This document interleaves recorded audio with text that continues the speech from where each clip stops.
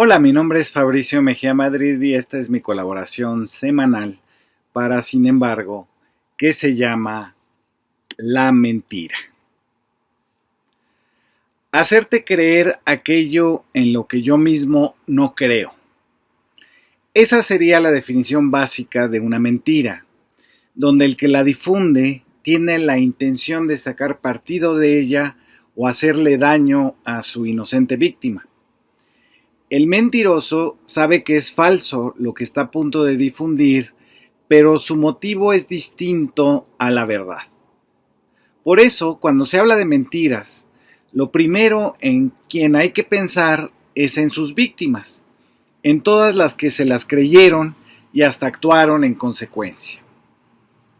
Pienso en la marcha del INE No se toca, donde un buen número de personas pensó que les iban a quitar su credencial de elector y fueron a escuchar a Beatriz Pajés y a José Woldenberg, que les aseguraron que vivíamos en una dictadura o en un régimen de un solo hombre o en una deriva autoritaria. Luego resultó que no se terminó la democracia, sino solo el larguísimo tiempo en que los consejeros electorales y el secretario ejecutivo del INE estuvieron en sus puestos. Eso fue todo, pero la gente ya había salido a manifestarse y eso le sirvió al PRIAN para otra mentira, que detrás de ellos existía una movilización social, aunque fuera de engañados. Luego salió el pacto del PRIAN en Coahuila, donde se repartían como parte del triunfo electoral cargos que nada tienen que ver en teoría con los partidos ni con el gobernador. El Instituto de la Transparencia, un magistrado, las notarías, las direcciones de escuelas y universidades. Lo que no se tocaba era entonces el reparto corrupto. Pero la mentira ha continuado bajo otros ropajes, la última ya disfrazada de payaso. Como falló la de que AMLO se iba a reelegir o que no iba a haber elecciones pretextando la pandemia, ahora se trata de mentir sobre una supuesta elección de Estado, que el presidente no necesitaría, toda vez que tiene un nivel de aprobación del 80% y la candidata de Morena una intención de voto que ya casi es del 60%. Pero esa es la mentira madre, que estamos en una dictadura, porque la mayoría de 30 millones es pura gente engañada o comprada, que estamos en una dictadura porque la mayoría en el Congreso es del mismo partido que el del presidente, que estamos en una dictadura porque el Ejecutivo planifica sus programas sociales, obras y reformas fuera del mercado. La gente que cree en esta falsedad es quien la padece y nos debería preocupar porque son sus víctimas, porque viven y actúan engañados y ellos deberían de saber la verdad porque la necesitan para defenderse de las mentiras que los acosan por radio, televisión, redes digitales y hasta en su WhatsApp. Para ellos es esta columna, para los engañados, para los que confunden no conocer de un tema con no creer en él. Hay varios tipos de mentiras que la oposición ha usado en estos 5 años del gobierno obradorista. La simple, decir una falsedad. La metamentira, que no se dijo lo que se dijo o que no era su intención mentir. La prementira, esto es muy importante, preparar una gran mentira que sirva de paraguas para las demás mentiras. Mentiras por implicación, presentar una verdad parcial que lleva a creer en algo falso. La mentira por supresión de evidencias, donde no digo lo que contradice mi falsedad o lo oculto. Y la mentira que aprovecha la imprecisión del lenguaje para decir que una cosa es otra, como esta de que no vivimos en una democracia sino en una dictadura, o aquella de que México se destruye mientras la economía crece y hay 5 millones menos de pobres. Mientras la verdad es una, la mentira es múltiple. He ahí su principal ventaja. Pero tiene otros puntos a su favor. El responsable de la mentira no es quien la inventa, sino quien la cree. La verdad requiere completarse con su contexto, mientras que la mentira puede fluir e influir por sí misma incompleta. La verdad requiere de que los dichos coincidan con la realidad, pero esta construcción requiere razones, mientras que la mentira anida en la debilidad informativa de su auditorio. Pero existe una condición que es una metamentira que ha utilizado Trump y que dice que la verdad no existe, esto que llaman la posverdad, sino que solo existe lo que es coherente con lo que yo pienso o que me es útil. Por eso, la base de Trump puede creer, por ejemplo, que el Partido Demócrata no es una institución, sino una secta de pedófilos, o que el COVID fue inventado para que nos inyectemos una vacuna que nos transformará en robots. Es decir, la concordancia con la realidad se deja de lado para pasar a que todo es mentira y entonces nada es verdad. Esta postura de que nada es verdad se desmonta muy fácilmente. Si nada es verdad, ¿cómo es posible que esa aseveración sea verdadera? No importa lo que Trump diga, el acceso a la realidad sigue existiendo para todos mediante los sentidos y el uso del juicio racional, de la emotividad, que no es, como nos quiso hacer creer el liberalismo, ninguna anulación de la razón, sino su componente más vigoroso. La realidad sigue ahí y se puede conocer. Los hechos existen y son justamente lo que hace verdaderas o no a mis palabras y mis creencias. Los hechos son obstinados, como decía Hannah Arendt, insisten en estar ahí, independientes de mis palabras y mis creencias. Pero sigamos con este pequeño manual para los engañados. Se puede mentir sobre tres cosas: sobre los acontecimientos, sobre las intenciones del hablante, sobre las palabras y los conceptos. La oposición ha usado los tres al mismo tiempo. Por ejemplo, sobre los acontecimientos. Ha matado al presidente, según mis cálculos, unas 5 veces, 2 de ellas mientras estaba en vivo inaugurando obras. Sobre las intenciones del propio mentiroso, de nada nos serviría que nos dijeran: pues sí, estamos mintiendo porque necesitamos que regresen nuestros privilegios de no pagar impuestos y usar facturas falsas, y necesitamos engañarlos para que voten en contra de sus propios intereses. Según ellos mismos, dicen lo que dicen por defender la democracia o las instituciones. Ocultar el motivo para mentir es la parte más importante de una mentira. Y en cuanto a los conceptos, han mentido sobre varios. Por ejemplo, que tener mayoría es autoritarismo, o que la división de poderes debe funcionar como sabotaje del poder judicial o legislativo al ejecutivo, que los contrapesos se confunden con obstaculizar, bloquear y frenar, y no con la revisión y el fortalecimiento de las instituciones. Últimamente hasta la sinceridad se ha falsificado. Dice el dirigente nacional de Acción Nacional, Marco Cortés, que divulgar su pacto ilegal con el PRI, en el que se repartían escuelas, notarías, institutos autónomos y hasta un tribunal judicial, es un acto de transparencia. Confunde la desvergüenza con la autenticidad. La sinceridad, o como se dice en el debate público, la transparencia, incluye los motivos con los cuales se habla. De ahí que, al escucharla un auditorio, sabrá que el orador habla de lo que considera que es verdadero. Esto es crucial para la política. Decir lo que tú consideras que es verdad, el contenido de lo que digo corresponde a cómo son las cosas, y si te expongo mis motivos para decirla, no hay en ellos otra intención más que decir la verdad. Eso es. Lo que requiere el ejercicio del debate público no es que todos seamos sinceros, sino que no haya mentiras, que la verdad importe. Solo este principio permite que exista cooperación social, porque si hay engaños, lo que se fomenta es el desánimo y la despolitización. Justo es para lo que se inventó la desinformación, es decir, no para que la gente crea falsedades, sino para que sienta que todo podría ser verdad o todo podría ser mentira. Esa incertidumbre es necesaria para desmovilizar a una sociedad y por ahí avanzan las mentiras. Es necesario también saber que la mentira es distinta del error por desconocer un tema, por ejemplo, o una ficción artística.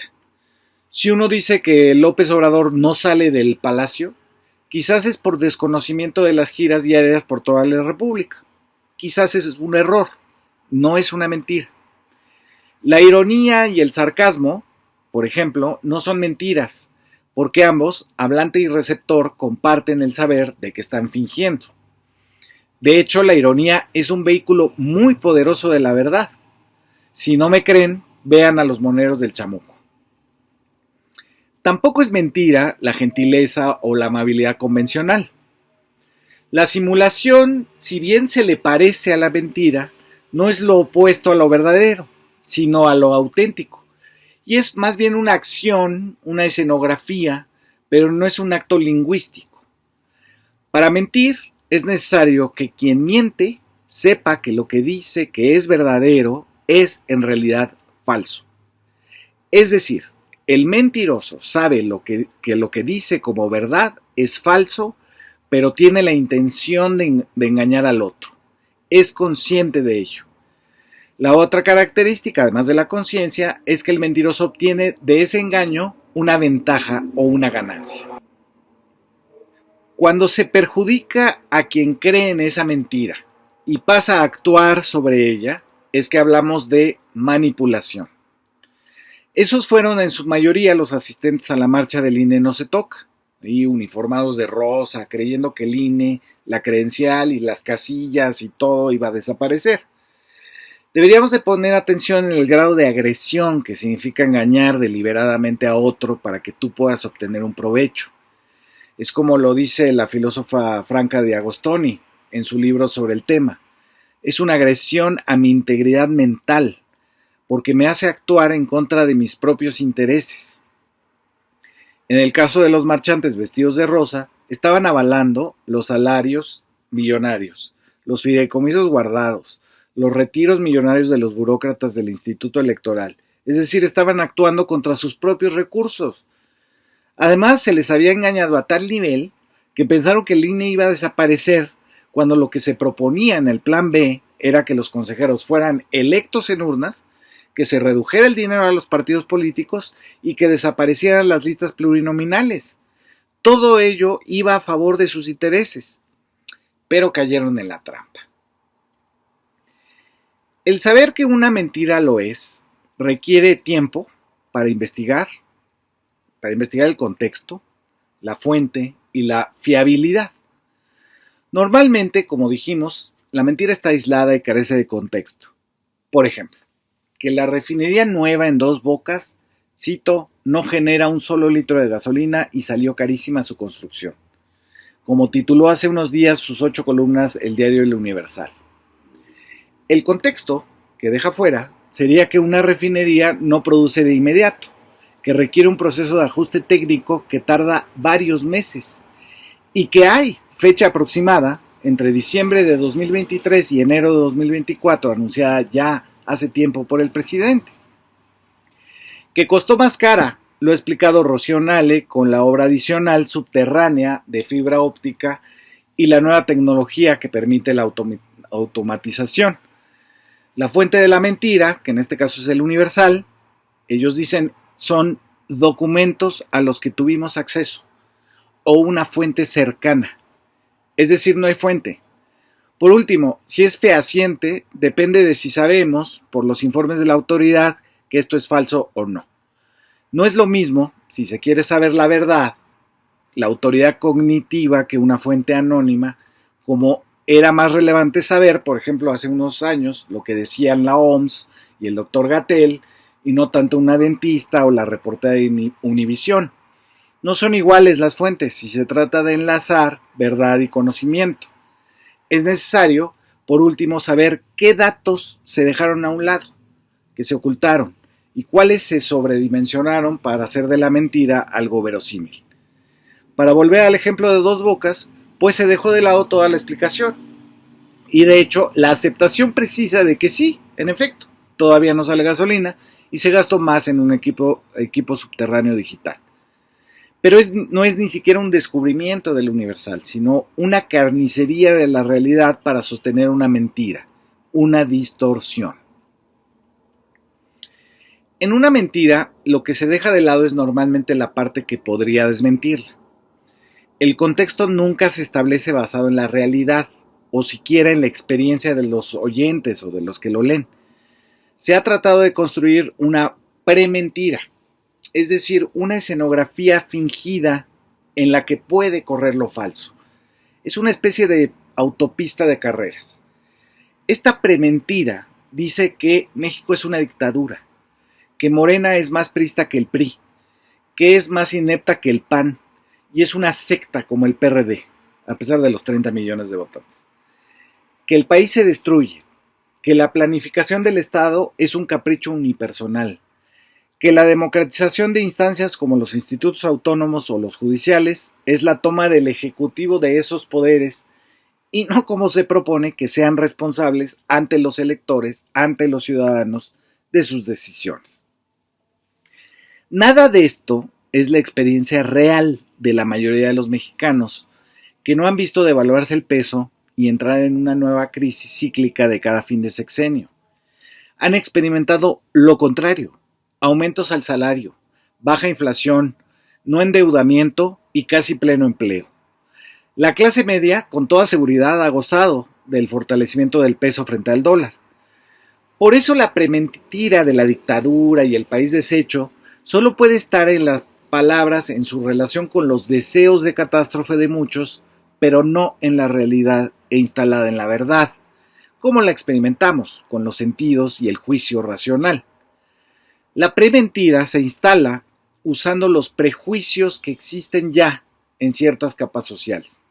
Por ejemplo, que los mexicanos no hacemos nada bien, que todos somos huevones, corruptos, traidores y negligentes. De esa sobresimplificación se pasa a un procedimiento conocido como polarización, que es decir, por ejemplo, que por ser mexicano y no saber inglés el presidente es un peligro. Y finalmente pasar a otro procedimiento conocido como desplazamiento, donde es al propio presidente al que se le indilga la culpa de la polarización y la simplificación. Más aún, esa realidad irreal, que es la prementira, la pista de carrera de lo falso, se vive como una intimidación para pertenecer o no a un grupo, por ejemplo, en un instituto universitario o en una oficina de una empresa. Tienes que estar de acuerdo en la simplificación, la polarización y el desplazamiento para ser aceptado. Esta intimidación que viven muchos enmascara lo que es un conflicto cognitivo, es decir, de conocimiento real de la cosa pública, con un conflicto político donde se saca provecho de la sospecha y el escepticismo y se convierten en vehículo de la mentira. El problema de las mentiras es que estimulan a la verdad, que es lenta, compleja y completa. Pero se abre paso. Todas las mentiras de la oposición generan verdad, porque esta es una función del debate. Nadie discute si una mesa existe, pero de hacerlo, sobrevendrían las demostraciones de verdad. La prementira, en la que han invertido tanto tiempo y dinero, parece funcionar tan solo para ese 20% que hasta hoy votará al PRIAN. Y para ellos es que hice esta columna. Muchísimas gracias por escucharla.